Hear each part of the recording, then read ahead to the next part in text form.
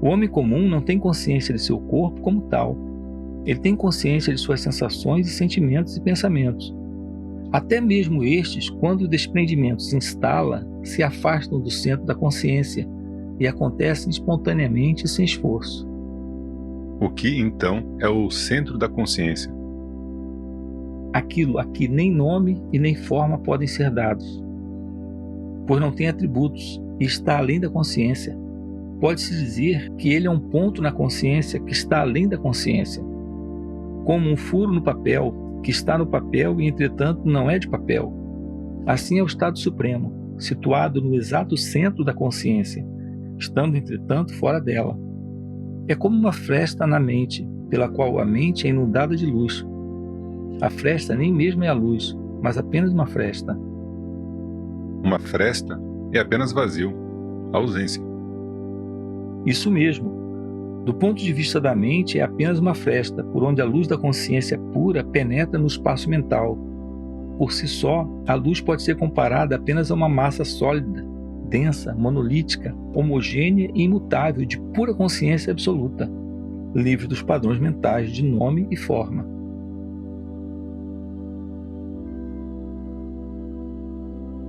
Há alguma conexão entre o espaço mental e a suprema morada? O supremo dá existência à mente, a mente dá existência ao corpo. E o que há mais além? Tome um exemplo. Um venerável yogi, mestre na arte da longevidade, ele próprio, tendo mais de 1000 anos, vem me ensinar sua arte. Tenho pleno respeito e sincera admiração por seus feitos. E, no entanto, tudo o que posso dizer a ele é: para que me serve a longevidade? Eu estou além do tempo. Por mais longa que seja uma vida, ela não é mais que um instante e um sonho. Da mesma forma, eu estou além de todos os atributos. Eles aparecem e desaparecem em minha luz, mas não conseguem me descrever. O universo é todo feito de nomes e formas, que têm como base as qualidades e suas diferenças, ao passo que eu estou além. O mundo existe porque eu sou, mas eu não sou o mundo. Mas você está vivendo no mundo. Isso é o que você pensa. Sei que há um mundo que inclui este corpo e esta mente, mas não os vejo como sendo mais meus que as outras mentes e corpos. Eles lá estão no tempo e no espaço, mas eu sou sem tempo e sem espaço. Mas se tudo existe graças à sua luz, você não seria então o criador do mundo? Não sou nem a potencialidade nem a atualização das coisas. A minha luz, elas vêm e vão, como grãos de poeira dançando num raio de sol. A luz ilumina os grãos, mas não depende deles. Não se pode dizer que ela os crie, nem sequer que ela os conheça. Estou lhe fazendo uma pergunta e você está respondendo. Você tem consciência da pergunta e da resposta?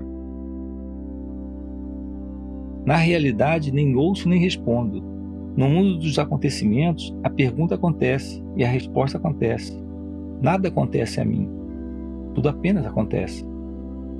Você é a testemunha? O que significa testemunha? Mero conhecimento. Choveu e agora a chuva passou. Não me molhei.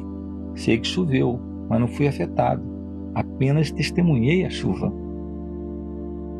O homem plenamente realizado, espontaneamente instalado no estado supremo, parece comer, beber e tudo mais. Ele tem consciência disso ou não? Aquilo no qual a consciência acontece, que é a consciência pura ou mente universal, chamamos de éter da consciência. A totalidade dos objetos da consciência formam o universo. O que está além de ambos, embasando a ambos, é o estado supremo, um estado de extrema imobilidade e silêncio. Quem vai até lá desaparece. Ele é inalcançável pelas palavras ou pela mente. Você pode chamá-lo de Deus, ou Parabrahman, ou Realidade Suprema, mas esses são nomes dados pela mente. Ele é o estado sem nome, sem conteúdo, sem esforço, espontâneo, além do ser e do não ser. Mas permanece-se consciente? Como o universo é o corpo da mente, a consciência é o corpo do Supremo. O Supremo não é consciente, mas faz surgir a consciência.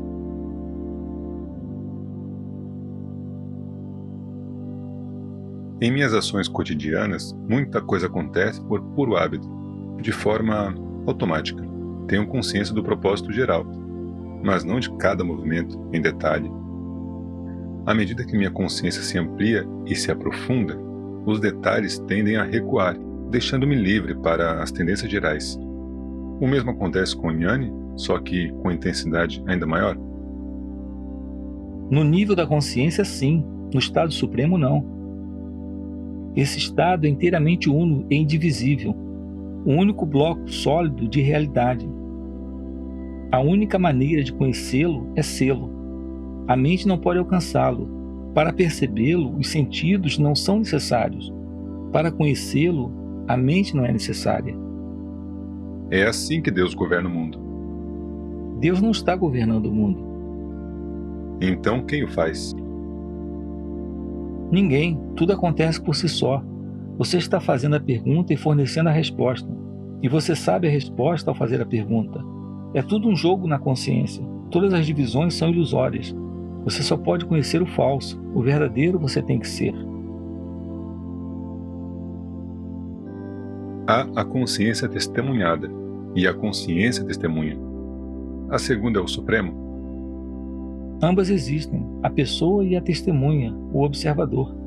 Quando você as vê como uma só e vai além, você está no estado supremo. Ele não é perceptível, porque é ele que torna a percepção possível. Ele está além do ser e do não ser. Ele não é nem o espelho, nem a imagem do espelho. Ele é o que é, a realidade atemporal, inacreditavelmente rija e sólida. O Jnani é a testemunha ou o Supremo? Ele é o Supremo, é claro, mas ele também pode ser visto como a testemunha universal. Mas ele continua sendo uma pessoa? Quando você acredita ser uma pessoa, você vê pessoas por toda parte. Na realidade, não há pessoas, apenas fiapos de lembranças e de hábitos. No instante da realização, a pessoa deixa de existir. A identidade permanece, mas a identidade não é uma pessoa. Ela é inerente à própria realidade. A pessoa em si não existe, sendo apenas um reflexo na mente da testemunha, do eu sou, que também é um modo de ser. O Supremo é consciente? Nem consciente nem inconsciente, estou lhe falando por experiência própria. O que é o Prajna, na expressão Pragnanam Brahma? É o conhecimento, sem autoconsciência da própria vida. Seria a vitalidade, a energia da vida, o estado de estar vivo? A energia vem primeiro, pois tudo é uma forma de energia. A consciência tem diferenciação máxima no estado de vigília, menos no sonho, menos ainda no sono. É homogênea no quarto estado. Para além está a realidade inexprimível, monolítica, a morada do Jnani. Cortei minha mão. Ela sarou. Que poder fez com que ela sarasse? O poder da vida. Qual é esse poder? A consciência. Tudo é consciência. Qual é a fonte da consciência? A própria consciência é a fonte de tudo. Pode haver vida sem consciência? Não, nem consciência sem vida. As duas são uma só coisa, mas na realidade apenas o absoluto é. Todo o resto é uma questão de nome e forma. E enquanto você se agarrar à ideia de que apenas o que tem nome e forma existe, o Supremo parecerá não existir. Quando você entender que nomes e formas são conchas ocas sem conteúdo algum, e que o que é real é sem nome e sem forma, pura energia de vida e luz da consciência, você estará em paz, imerso no silêncio profundo da realidade. Se o espaço e o tempo são meras ilusões e você está além deles, por favor, diga-me como está o tempo em Nova York. Lá está quente ou está chovendo? Como posso saber? Essas coisas exigem treinamento especial, ou então uma viagem a Nova York. Eu posso ter toda a certeza de que estou além do tempo e do espaço, e entretanto ser incapaz de me localizar a meu bel prazer em algum ponto do tempo e do espaço. Isso não me interessa o suficiente. Não vejo razão para me submeter a um treinamento yoga especial. Eu apenas ouvi falar de Nova York. Para mim é apenas uma palavra. Por que eu deveria saber mais do que a palavra indica? Cada átomo pode ser um universo tão complexo quanto o nosso. Eu teria que conhecê-los a todos? Eu consigo, se treinar. Ao fazer a pergunta sobre o tempo em Nova York, onde foi que eu errei? O mundo e a mente são estados de ser. O Supremo não é um estado. Ele perpassa todos os estados, mas não é um estado de algo mais. Ele é inteiramente não causado, independente, completo em si mesmo, além do tempo e do espaço, da mente e da matéria. Por que sinal você o reconhece? Essa é a questão. Ele não deixa rastro. Nada há pelo qual se possa reconhecê-lo. Ele deve ser visto de forma direta, abandonando toda e qualquer busca por sinais e por métodos. Quando todos os nomes e formas forem deixados de lado, o real estará com você. Você não precisa procurá-lo. A pluralidade e a diversidade são apenas o jogo da mente. A realidade é uma só. Se a realidade não deixa pistas, não há o que dizer sobre ela. Ela é. Não pode ser negada. Ela é profunda e escura. Mistério além de mistério, mas ela é. Ao passo que tudo mais apenas acontece. Ela é o desconhecido? Ela está além de ambos, do conhecido e do desconhecido, mas prefiro chamá-la de o conhecido, a chamá-la de o desconhecido, pois sempre que algo é conhecido, é o real que é conhecido. O silêncio é um atributo do real? É da mente também. Todos os estados e condições são da mente. Qual é o lugar do Samadhi? Não usar a própria consciência é Samadhi. Você deixa sua mente de lado. Você nada quer, nem de seu corpo, nem de sua mente. Você afirma repetidamente que os acontecimentos não têm causa, que uma coisa simplesmente acontece sem que nenhuma causa lhe possa ser atribuída. Certamente que tudo tem uma causa, ou várias causas. Como devo entender a não causalidade das coisas?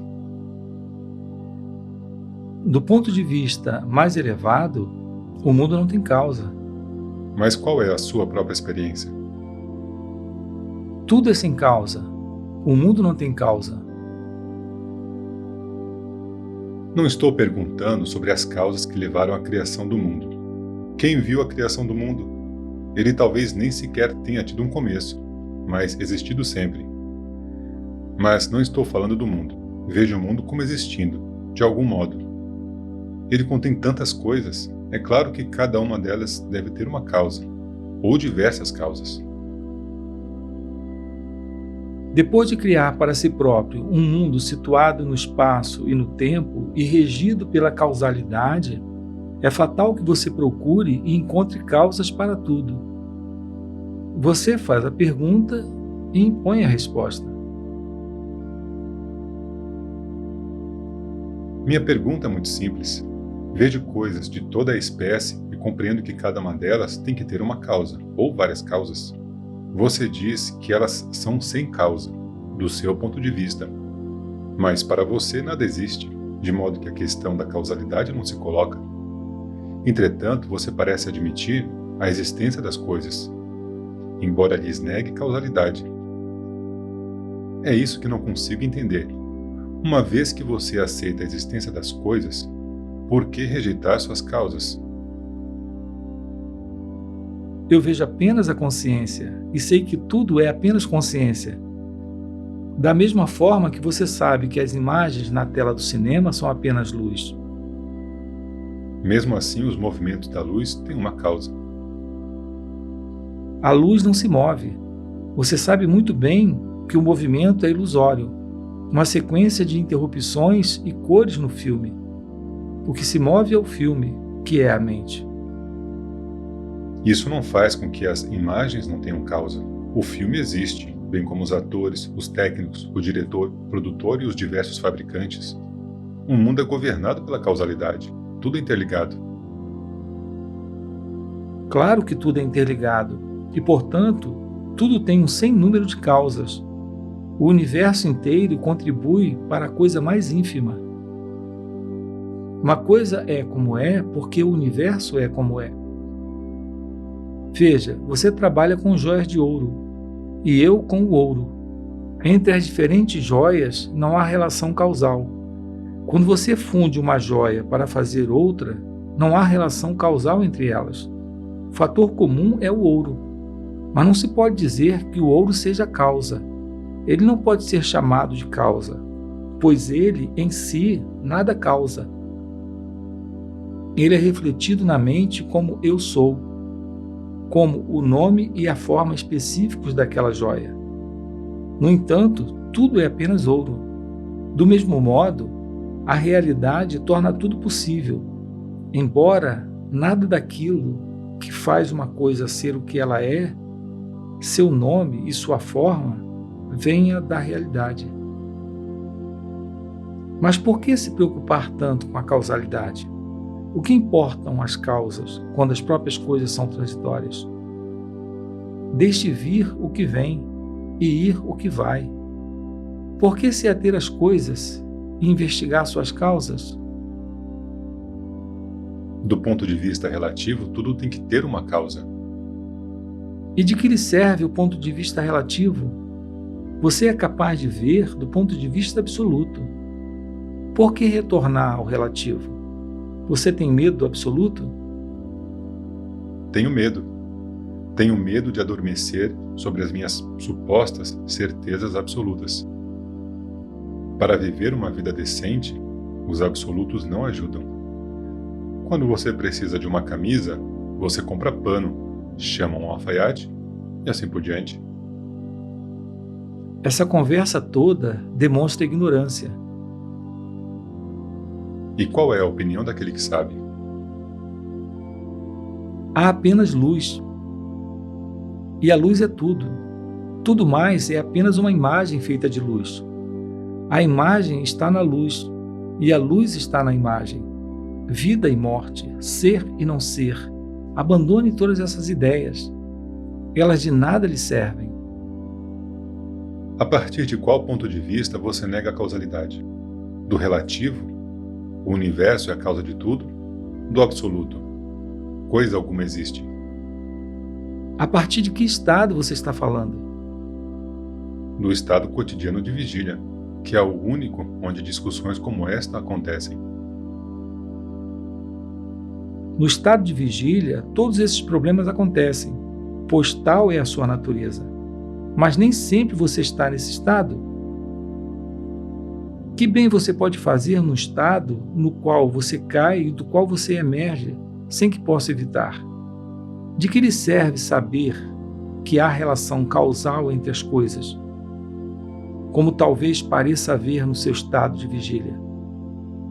O mundo e o estado de vigília surgem e desaparecem juntos. Quando a mente está quieta e absolutamente silenciosa, o estado de vigília não mais existe. Palavras como Deus, universo, totalidade, absoluto, supremo, são só ruídos pairando no ar, porque nenhuma ação pode ser tomada com base nelas. Você está levantando perguntas que só você mesmo pode responder. Não me dispense assim tão facilmente. Você é tão rápido para falar em nome da totalidade, do universo e dessas coisas imaginárias. Elas não podem vir e proibir você de falar em nome delas. Odeio essas generalizações irresponsáveis. Você fica propenso a personalizá-las. Sem causalidade, não há ordem. Nenhuma ação deliberada é possível. Você quer saber todas as causas de todos os acontecimentos? Isso é possível? Sei que não é possível. Tudo o que quero saber é se há causas para tudo e se as causas podem ser influenciadas, afetando assim os resultados. Para influenciar os acontecimentos, você não precisa conhecer suas causas. Que jeito mais tortuoso de fazer as coisas? Você não é a fonte e o fim de todos os acontecimentos? Controle-os a partir da própria fonte. Todas as manhãs, abro o jornal e leio, consternado, que os sofrimentos do mundo, pobreza, ódio e guerras, continuam com a mesma intensidade. Minhas perguntas dizem respeito ao fato, à causa e ao remédio para o sofrimento. Não faça pouco caso dizendo que isso é budismo. Não me rotule. Essa sua insistência em que não há causas destrói toda a esperança de um mundo um dia vir a mudar. Você está confuso porque pensa que está no mundo, e não o mundo em você. Quem veio antes, você ou seus pais?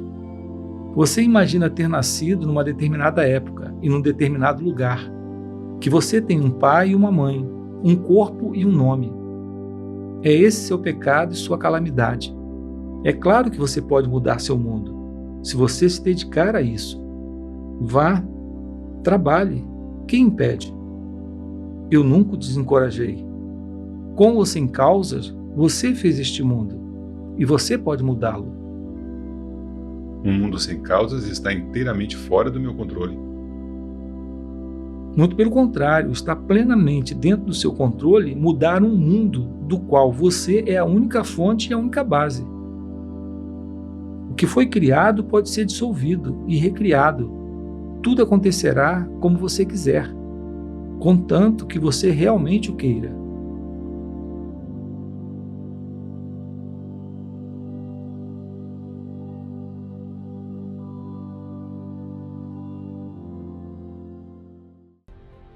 Percepção, imaginação, expectativa, antecipação, ilusão, tudo isso se baseia na memória. As fronteiras entre essas coisas mal existem. Elas se fundem uma nas outras. Todas elas são reações da memória.